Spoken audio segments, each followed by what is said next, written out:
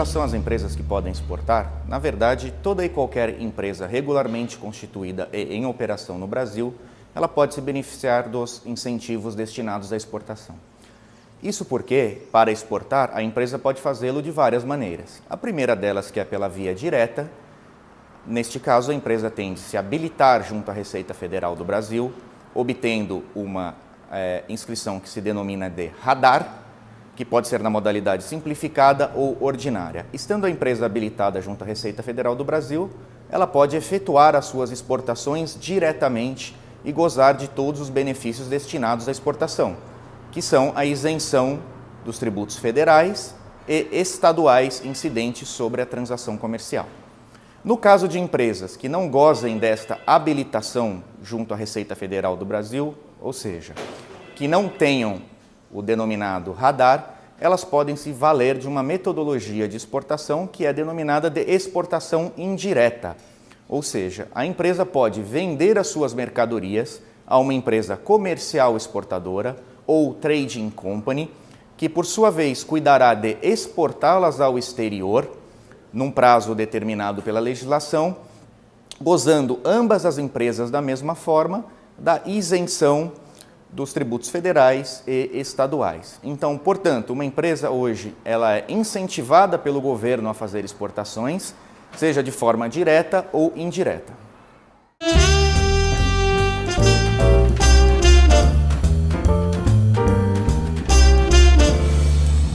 Com relação à competitividade dos nossos produtos no mercado internacional, não se pode afirmar que essa competitividade ela seja diminuída ou reduzida em função dos tributos incidentes no comércio exterior.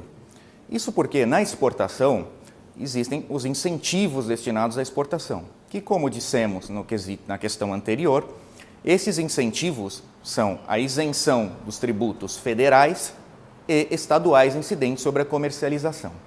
Então, nesse sentido, não se pode atribuir à carga tributária incidente diretamente na exportação esse ônus de competitividade. No entanto, outros fatores afetam a competitividade dos produtos brasileiros, como é o caso, por exemplo, dos custos de produção. Obviamente, nesses custos de produção, nós temos a aquisição de insumos, aquisição de matérias-primas, materiais secundários e mão de obra que compõem o preço do produto da mercadoria a ser exportada.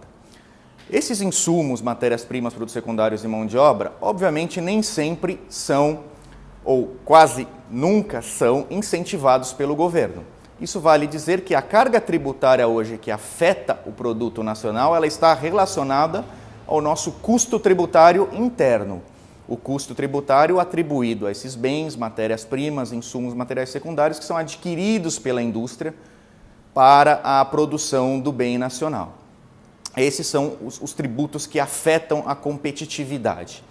Em outro sentido, no viés internacional, pode-se dizer que o Brasil, em termos de competitividade, ele se situa num patamar inferior aos outros países, na medida em que o nosso sistema tributário, o nosso sistema regulatório das importações e exportações, hoje ele é um sistema fechado, é um sistema cerrado.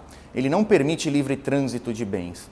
Nesse ponto, nossos regimes aduaneiros especiais também não são suficientes para atrair empresas estrangeiras destinadas a formar em nosso país, por exemplo, um pulmão para exportações para a América do Sul.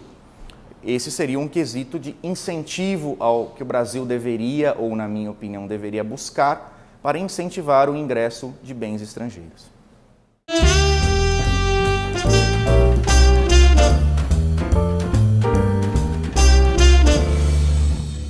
Em relação à burocracia na importação, com relação à apuração dos impostos e taxas incidentes, pode-se dizer que pelo fato do Brasil exercer um controle muito forte sobre as importações, por diversas razões, como balança comercial, controle da produção interna, questão de incentivos à indústria nacional, competitividade de nossos produtos, essa burocracia ela existe. Essa apuração e pagamento dos tributos na importação, ela é feita em que momento? Ela é feita no momento do registro da declaração de importação. Nesse momento do registro da declaração de importação é que o importador vai discriminar à Receita Federal o seu produto, vai atribuir a ele uma classificação, vai apontar à Receita Federal onde esse produto foi produzido, a sua origem, portanto, e dessa forma, com base nesses quesitos que são classificação fiscal e origem do produto, é que se vai atribuir a tributação incidente ao bem, sobretudo no caso do imposto de importação e no caso do imposto de produtos industrializados. Nesse ponto, o grande entrave e a grande questão envolvida nessa apuração é justamente essa classificação fiscal. É o tema em que os importadores geralmente se veem com maiores problemas de onde encaixar o seu produto dentro das normas e das classificações hoje adotadas pelo Brasil. Feita essa classificação, os tributos são apurados na declaração de importação de uma forma praticamente semiautomática. Atribuindo-se essa classificação fiscal, o sistema da Receita Federal atribui a esse produto a respectiva alíquota incidente sobre a base de cálculo e, com base nisso, efetua o cálculo dos tributos que incidem na importação, e esses tributos são pagos pelo importador, ressalva feita ao ICMS, imediatamente no ato do registro da declaração de importação, mediante débito em conta corrente. Portanto, a burocracia inerente à sua apuração e pagamento, ela não é das maiores. No entanto, a complexidade de se fazer isso num momento prévio ao registro da declaração é o que traz maiores entraves aos importadores.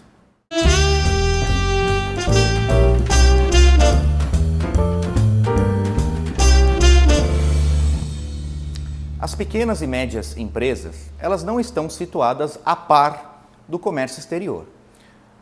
Isto porque, para importar, as pequenas e médias empresas podem tanto fazê-lo diretamente, ou seja, se habilitando na Receita Federal do Brasil para obtenção do radar, especialmente no caso das pequenas e médias na forma simplificada de obtenção, que exige, e é a mais simples de todas, exige tão somente que a empresa apresente à Receita Federal do Brasil seus documentos, seus atos constitutivos, suas declarações fiscais devidamente entregues, que ela seja contribuinte dos tributos entregue, por exemplo, à DCTF, que esteja em dia com a entrega de suas declarações e que entregue outros documentos que dizem respeito a aspectos simplesmente documentais.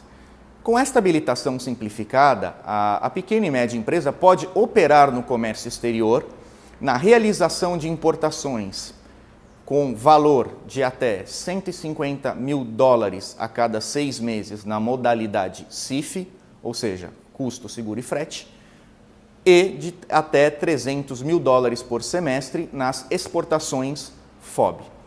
Outra maneira que tem as pequenas e médias empresas de fazê-lo, especialmente aquelas que não possuem estrutura para tal, é se valer mais uma vez de empresas importadoras, ou trading companies. Elas podem fazer isso mediante uma habilitação que hoje se denomina de importação por conta e ordem, ou importação por encomenda. Na importação por encomenda, por exemplo, que é o sistema mais simples que há dentre os dois que eu mencionei, ela pode simplesmente obter uma habilitação simplificada para operar como encomendante, figurando nesta operação uma trading company, que é quem vai adquirir os produtos no exterior, realizar a importação, efetuar todos os trâmites burocráticos e entregar a mercadoria ao importador, no caso a pequena e média empresa. Esta empresa também pode, através de um radar simplificado que lhe permite importar até $150 mil na base CIF, fazer uma habilitação na modalidade que se denomina conta e ordem de terceiros. Nessa modalidade, a mesma trading company efetuará toda a parte burocrática e toda a parte logística e de importação para a pequena e média empresa, que por sua vez será a real importadora dos bens. A diferença em relação à encomenda é que, na conta e ordem, a trading company é uma mera prestadora de serviços da pequena e média empresa. Ela simplesmente faz os trâmites burocráticos de importação. A trading company não adquire por si, não paga esses bens, não é ela que contribui com a capacidade financeira. Enquanto que na operação por encomenda, é a trading company quem efetua essa aquisição, é a responsável pelo pagamento e todas as questões atinentes à negociação com o exportador. Portanto, as pequenas e médias empresas também têm assegurado em nosso sistema legal a possibilidade de estarem atuando no comércio exterior.